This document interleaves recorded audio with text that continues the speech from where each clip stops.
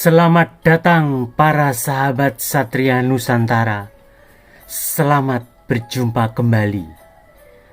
Kali ini kita akan membahas Rakai Panunggalan Sang Penakluk Asia Tenggara. Sanggrama Dananjaya atau Rakai Panunggalan adalah Maharaja Kerajaan Medang terbesar keturunan dinasti atau Wangsa Shailendra. Pada masa pemerintahannya, ia melakukan kebijakan ekspansi atau perluasan wilayah ke berbagai tempat di Asia Tenggara. Pada saat masih menjadi raja di Kerajaan Sriwijaya, ia berhasil memperluas kekuasaan hingga semenanjung Malaya.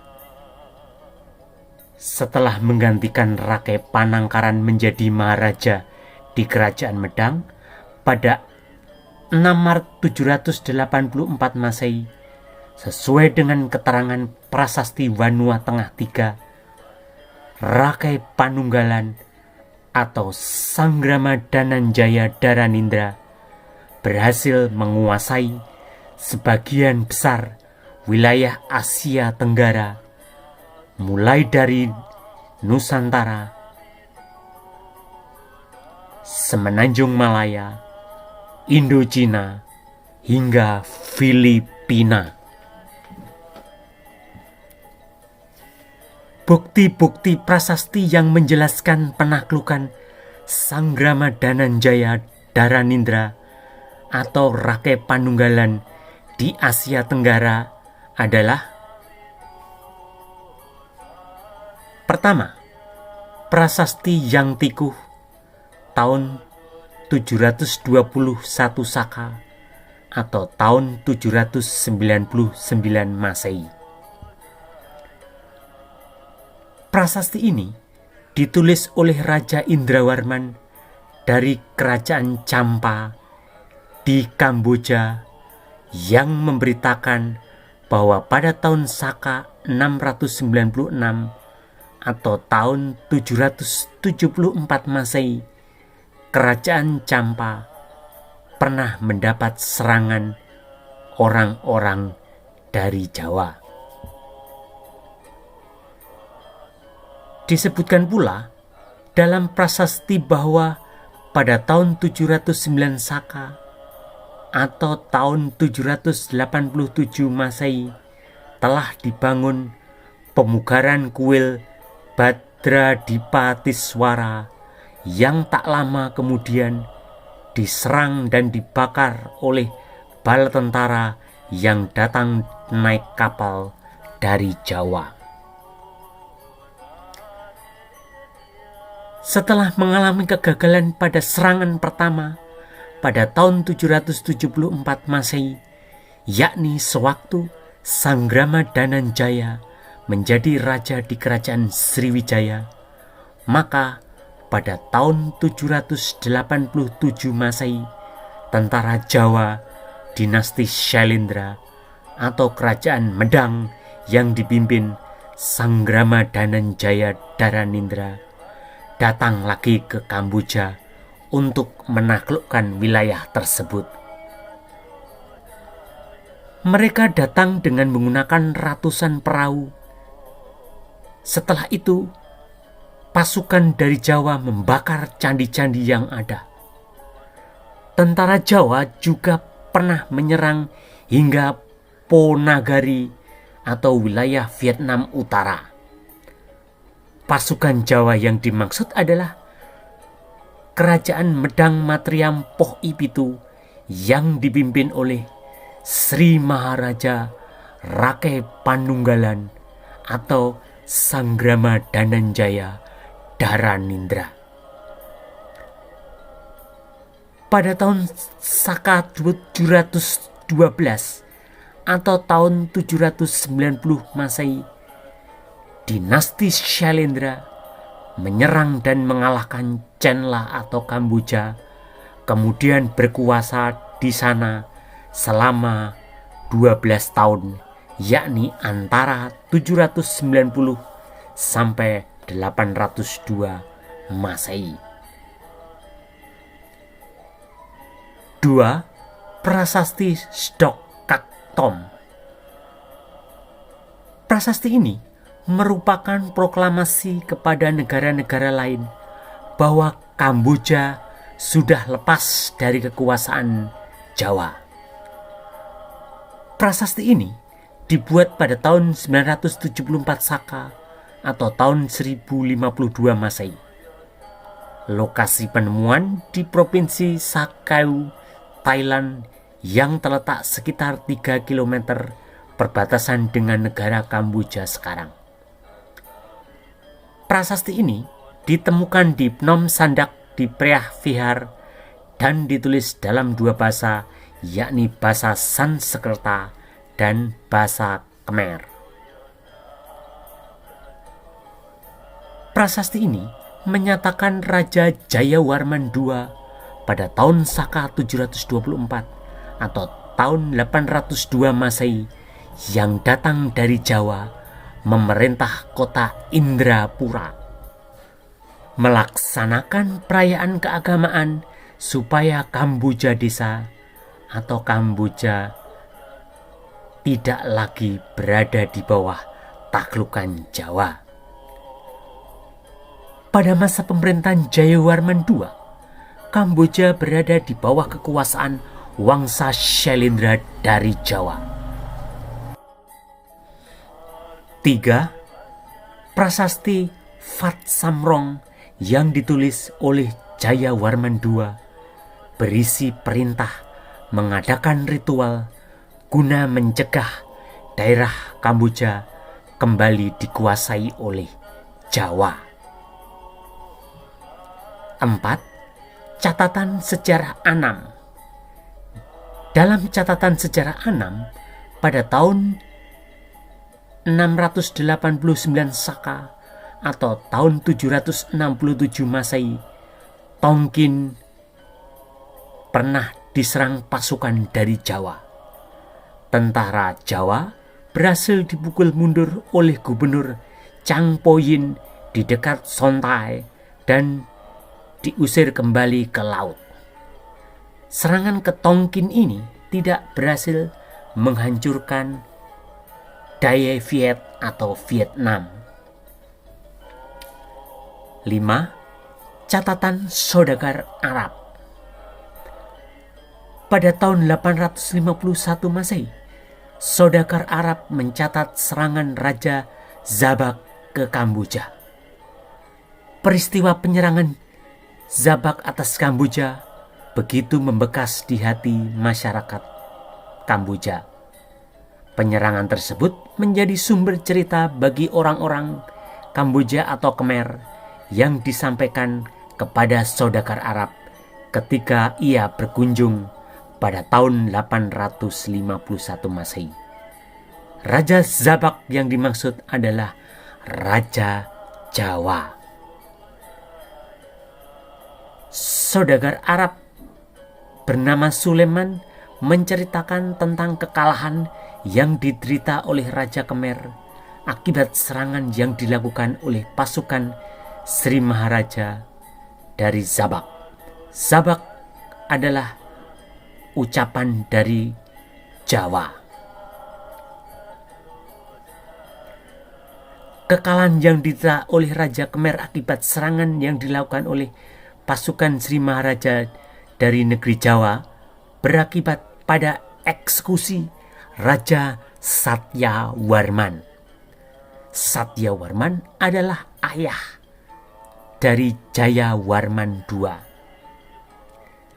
Ayah Jayawarman II yang merupakan Raja Khmer Kamboja dibunuh oleh Maharaja Medang, yakni Sanggrama Dananjaya Dharanindra atau Rakai Panunggalan atau Permata Wangsa Syailendra.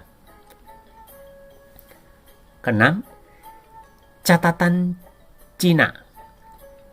Catatan-catatan dari era dinasti Tang yang disusun oleh Hu Yanghu dan Song He menulis kemunduran drastis Kemaharajaan Chenla atau sekarang wilayah Kamboja dan Vietnam pada abad ke-8 Masehi, terutama bertepatan dengan kekuasaan Maharaja Sanggrama Dananjaya Dharanindra dari dinasti Shailendra di Kerajaan Medang di Jawa. 7. Prasasti Keping Tembagala-Guna di Filipina yang dibuat pada tahun Saka 822 atau tepatnya pada tanggal 21 April tahun 900 Masehi. Prasasti Keping Tembagala-Guna juga disebut Laguna Copperplate Inscription. Prasasti ini dibuat dalam bahasa Melayu kuno yang menyebut keberadaan penguasa Medang. Pada masa ini, kerajaan Medang dipimpin oleh Sri Maharaja Rakai Watukura Dyah Balitung yang berkuasa antara 23 Mei 898 sampai 909 Masehi. Sekarang admin akan menjelaskan latar belakang keberadaan prasasti-prasasti tersebut.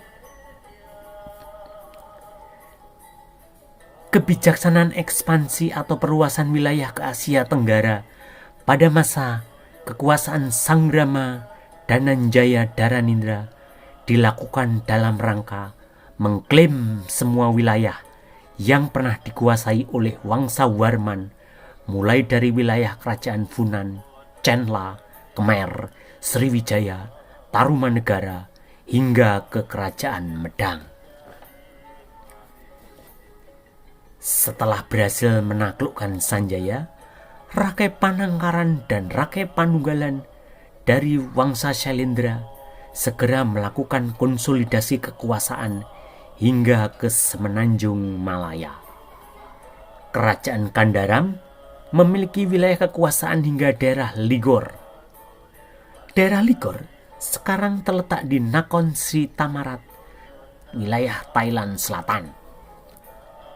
Pada tahun 774 Masehi, Semenanjung Malaya hingga Ligor terlebih dahulu dikuasai oleh Sanggrama Dananjaya atau Rakai Panunggalan atau Rakai Panaraban. Pada saat itu, Sanggrama Dananjaya atau Indra menjadi raja di kerajaan Sriwijaya. Hal ini ditandai dengan adanya prasasti Ligor pada tahun 775 Masehi. Wilayah itu kemudian dijadikan sebagai pangkalan militer untuk menyerang Kamboja, Champa, Laos, hingga Vietnam atau bekas wilayah kerajaan Funan. Karena leluhur dinasti Shailendra, yakni Wangsa Warman, pernah memerintah di kerajaan Funan. Pada tahun 774 Masehi, terjadi serangan ke Kamboja yang pertama, namun serangan tersebut dapat digagalkan. Tetapi dalam serangan kedua yang dilakukan Sanggrama Dananjaya Dharanindra ke Champa dan Kamboja pada tahun 787 dan 790 Masehi, pasukan Jawa berhasil menguasai wilayah tersebut. Pada saat serangan pertama, Sanggrama Dananjaya Dharanindra menjadi raja di kerajaan Sriwijaya. Sedangkan pada serangan kedua, ia sudah menjadi raja di kerajaan Medang, menggantikan Sri Maharaja Rakai Panangkaran. Sebelum menyerang Champa dan Kamboja, Sanggrama Dananjaya Dharanindra atau Rakai Panunggalan terlebih dahulu menduduki Ligor yang merupakan wilayah Sriwijaya. Pendudukan Ligor diperlukan guna membangun pangkalan militer sebelum menyerbu Champa dan Kamboja. Pada tahun Saka 696 atau tahun 774 Masehi, Ligor sudah menjadi pangkalan militer Rakai Panunggalan yang akan melakukan ekspansi wilayah ke Khmer dan Champa. Pada tahun 774 Masehi, Champa mendapat serangan dari orang-orang yang datang dari Jawa, dan ini dibuktikan pada piagam Pongar yang menyebutkan Champa diserang oleh tentara asing yang berkulit hitam. Hal ini merujuk pada prajurit-prajurit Sanggrama Dananjaya dari dinasti Shailendra yang berasal dari orang-orang Benggala yang berkulit hitam. Benggala sekarang adalah negara Bangladesh. Sanggrama Dananjaya adalah adik Raja Gopala dari dinasti Pala yang berkuasa di Benggala. Tindakan para prajurit Jawa ini oleh orang-orang Kamboja dilukiskan sebagai kejam dan biadab. Mereka menggunakan kapal-kapal atau perahu menuju ke Champa. Lingga dan candi di Champa dibakar dan diluluh lantakkan. Namun oleh Raja Champa yang bernama Satyawarman, pasukan asing dari Jawa bisa diusir. Serangan pada tahun 774 Masehi dianggap oleh orang-orang Kamboja sebagai tindakan yang dilakukan oleh kawanan perampok dari Jawa yang turun dari Kotara atau Kota Raja, membakar kuil Ponagar dan membawa patung Siwa. Raja Champa Satyawarman mengejar para perampok dan mengalahkan mereka dalam pertempuran laut. Pada tahun Saka 703 atau tahun 781 Masehi, Satyawarman mendirikan sebuah prasasti di Ponagar, menyatakan bahwa dia telah mendapatkan kendali atas daerah tersebut dan telah memulihkan kondisi kuil yang rusak. Namun pada tahun Saka 709 atau tahun 787 Masehi, orang-orang Jawa menghancurkan candi yang didedikasikan untuk Siwa di dekat Panduranga. Serangan dilancarkan di Pangrang, wilayah Champa. Beberapa kota pesisir Champa mengalami serangan angkatan laut dari armada Jawa yang disebut sebagai Jawa Bala Sangir Navagatai. Semua serangan ini dilakukan oleh Wangsa Shailendra yang merupakan penguasa kerajaan Medang maupun berkuasa di Sriwijaya. Penyebab serangan ini adalah keinginan dinasti atau Wangsa Shailendra menguasai wilayah yang pernah diperintah oleh leluhurnya, yakni Wangsawarman. Sumber Champa menyebutkan pihak penyerang sebagai orang asing, penjelajah laut, pemakan makanan yang lebih rendah, dengan penampilan yang mengerikan, sangat hitam dan kurus. Penyerangan oleh pasukan Jawa terjadi pada pemerintahan Iswara Loka atau Satyawarman. Catatan Champa menyebutkan bahwa negara mereka dilanda perompak laut yang ganas, kejam dan berkulit hitam. Penyerangan dimulai dari Kamboja. Serangan orang Jawa tersebut diluncurkan melalui Pulau Kondor di Semenanjung Malaya.